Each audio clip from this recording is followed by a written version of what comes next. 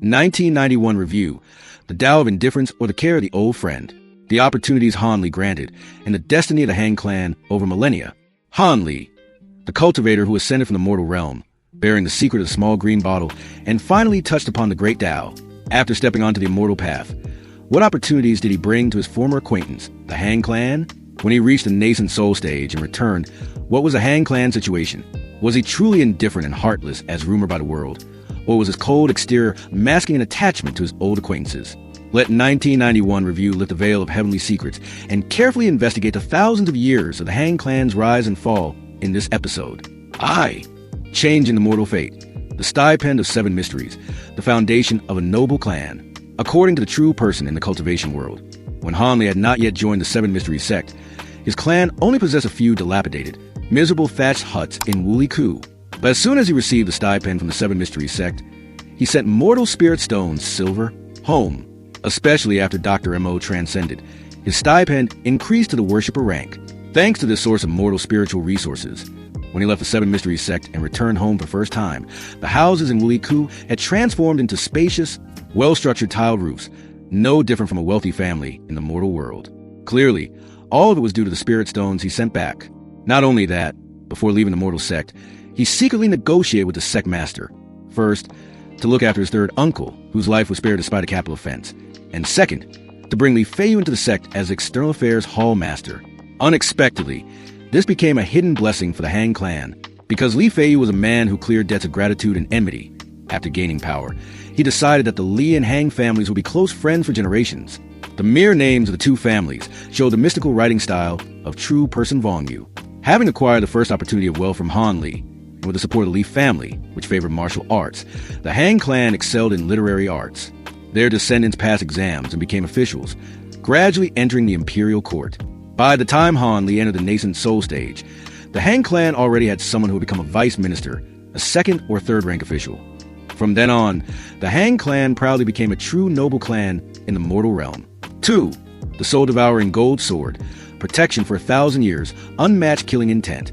After fulfilling his promise to Xiang Diyin, Han Li returned to Yellow Maple Valley and stopped by Wuli Ku in Qingniu Town. He saw the spirit tablets of his parents, siblings, and even himself in the Han clan ancestral hall. Clearly, his family thought he had passed away long ago. When the patriarch Han Qianjiao saw him, he initially suspected a villain had deliberately transformed their appearance into that of the fourth great uncle to cause trouble. Only when Han Li recognized the old items did the patriarch believe the person before him truly was the fourth great uncle.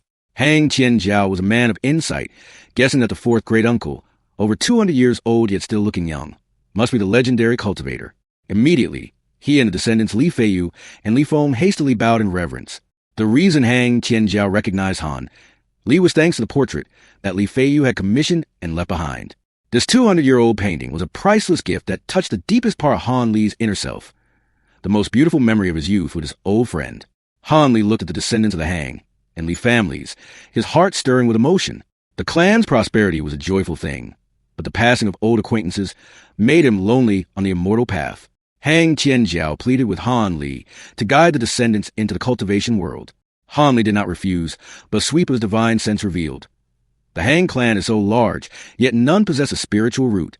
However, to protect the clan, Han Li condensed thousands of 3-colored soul-devouring gold locusts into a soul-devouring gold spiritual sword, and used spiritual energy to form a scabbard for sealing.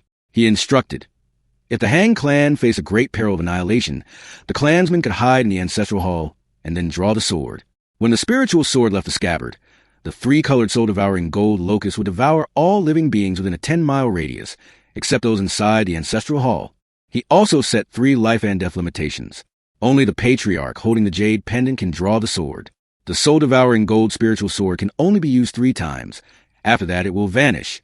The spiritual sword must not leave the ancestral hall, or it will immediately lose its effect. These 3 conditions were both to prevent the murderous weapon from being exploited, and to prevent the Han clan from becoming arrogant and bringing about their own destruction. At the same time, he generously gifted Li Feng, a descendant of Li Feiyu, 7 or 8 bottles of pills to quickly advance mortals in martial arts practice. Everyone in the Han and Li families also received a bottle of longevity-increasing pills. Before leaving, Han Li instructed, today's events must be kept absolutely secret, especially the soul-devouring gold spiritual sword, or it will invite great disaster. With the spiritual sword guarding them, The Han clan became increasingly prosperous, lasting at least 1,000 years, longer than many cultivation sects. In truth, Han Li's help was always subtle and discreet. The first time he returned home, he only watched silently from afar. If he had returned in glory then, flaunting his power, the Han clan might have risen immediately, but when the demonic Tao invaded, and the ruling sect was the Ghost Spirit sect, whose young master was not on good terms with him, once his clan's location was discovered, even a remaining dog would be a sign of Wang Tian's mercy. This second time, the soul-devouring gold spiritual sword he left behind did not directly increase the clan's strength. This aid was like icing on the cake, increasing the clan's foundation and helping them better withstand risks. After this visit, Han Li's last tie to his homeland gradually faded, and when he transcended to the spirit realm, he never returned. 3. Renewing the opportunity. Han clan ruins. Han Ming's revival. It wasn't until Han Li was 3,200 years old, returning to the mortal realm from the spirit realm, that he came back to Wuli Ku. But the once glorious Han clan ancestral hall had become a ruin, with fallen walls and scattered tiles. What surprised Han Li was a family of 3 performing a memorial service before the ruins. Upon inquiry, he learned that after using the spiritual sword 3 times, the Han clan had been annihilated 1,000 years ago. They were the remaining descendants, who, knowing that their ancestor was once an immortal, feared that the ancestor would not find his kin upon return, and thus deliberately returned to guard this place. They still possessed the scabbard of the vanished spiritual sword. Han Li had cultivated for 3,000 years, accustomed to seeing clans flourish and decline, sects rise and fall, but upon witnessing this outcome for the Han clan, he could not help but sigh. At this moment, the young boy Han Ming standing before the couple caught his attention, because Han Ming actually possessed a spiritual root. Though the spiritual root was not excellent, he could still cultivate. So, Han Li took out a jade pendant and granted it to him. The jade pendant shone brilliantly upon touching Han Ming and then vanished. A few months later, Han Ming accidentally unlocked the secret within the jade pendant, and using its power, traveled to Falling Cloud sect, was accepted as a disciple by a nascent soul elder, and finally became a renowned great cultivator, late nascent soul stage. Thanks to Han Ming's rise, the Han clan was revived, and the Falling Cloud sect, having gained a great cultivator of the nascent soul stage, became even more glorious.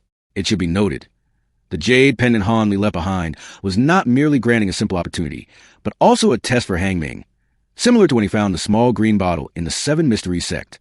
If Han Ming could not unravel the secret, the jade pendant could only help him live longer and have no other effect. But Han Ming solved it, just as Han Li once discovered the use of the small green bottle. Thus, 2 ordinary individuals unwilling to remain common officially stepped onto the immortal path. For conclusion, opportunity and effort, from Han Li sending money to improve the family situation, to the soul-devouring gold spiritual sword protecting the clan for 1,000 years of prosperity and then decline, until Han Li descended and granted an opportunity for Han Ming to revive the clan. It can be seen that the important milestones of the Han clan are all tied to Han Li's presence.